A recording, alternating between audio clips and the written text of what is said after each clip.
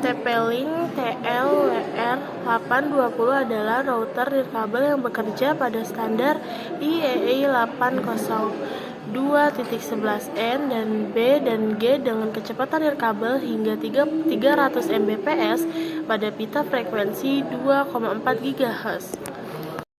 Ini ada beberapa port yang berwarna oranye itu untuk LAN dan yang warna biru itu untuk WAN. Ini ada beberapa bagian. Yang pertama itu ada network map, yang kedua ada internet, yang ketiga ada wireless, yang keempat ada advance. Nah, di wireless ini itu ada beberapa bagiannya. Yang pertama ada wireless setting. Ini adalah bagian di mana Anda dapat mengkonfigurasi pengaturan jaringan nirkabel Anda. Nah, network name atau SSID itu nama jaringan yang ditampilkan. Contohnya bisa Anggun atau siapa aja. Terus yang security ini itu jenis keamanan yang digunakan untuk jaringan. Dalam hal ini adalah WPA atau WPA2 personal yang merupakan standar keamanan umum untuk jaringan WiFi. Nah, password ini itu kata sandi yang digunakan untuk mengakses jaringan WiFi ditetapkan sebagai misal 123456778. Nah, terus ada Ghost Network. Ini memungkinkan Anda untuk membuat jaringan terpisah untuk tamu, memastikan keamanan dan privasi jaringan utama Anda. 2,4 GHz itu opsi untuk memungkinkan pengaturan jaringan tamu pada frekuensi 2,4 GHz, tetapi saat ini tidak diaktifkan. Nah, yang ketiga itu ada Enable Sharing Network. Ini adalah opsi untuk mengizinkan berbagai jaringan meskipun tidak ada informasi lebih lanjut yang tersedia dalam gambar. Nah, yang keempat itu ada Additional Features. Di bagian bawah ada opsi untuk mendukung dan kembali ke bagian atas antar muka. Lalu ada reboot. Reboot ini merupakan tombol yang memungkinkan pengguna untuk mereboot router secara manual. Fungsi ini berguna untuk membersihkan cache dan meningkatkan performa router. Setelah tombol ditekan, router akan restart dan menghubungkan ulang perangkat yang terhubung. Nah, lalu ada reboot schedule. Fitur ini memungkinkan pengguna untuk mengatur jadwal reboot otomatis pada router. Lalu ada LED control, itu terdapat tombol pengalih yang memungkinkan Anda untuk menghidupkan atau mematikan semua lampu LED pada router.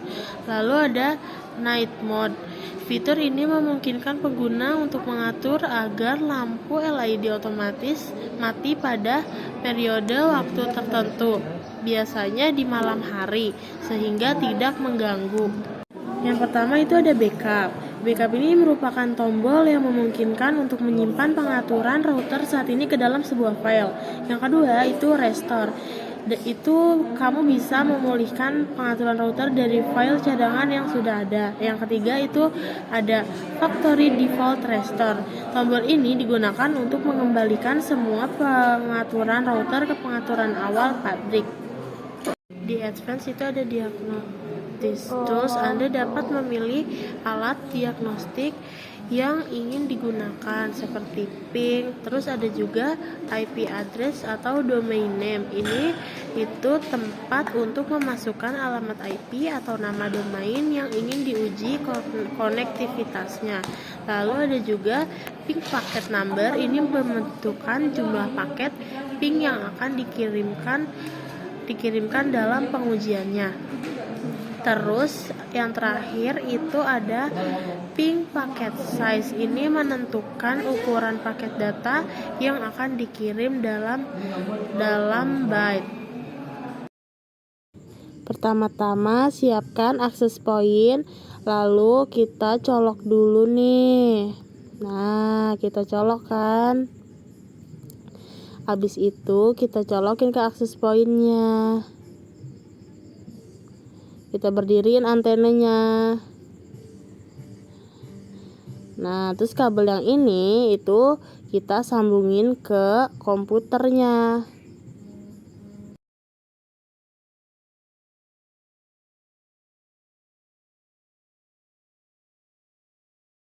Nah, habis itu kita mulai config. Habis itu kita masukin passwordnya, ini admin 123, A-nya besar. Nah, udah masuk.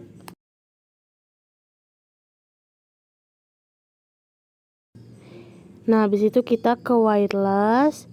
Ini kita tuh set dulu SSID-nya. Passwordnya juga tuh di situ.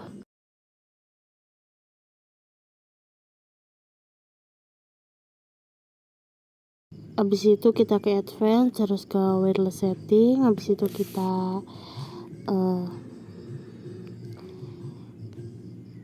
ini bisa diganti, bebas ganti apa aja setelah tuh. Ini di sini saya ngambil yang 13.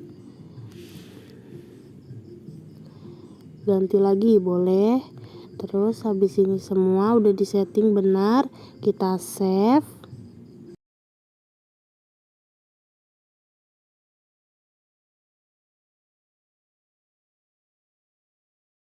Nah, habis itu kita coba konekin deh.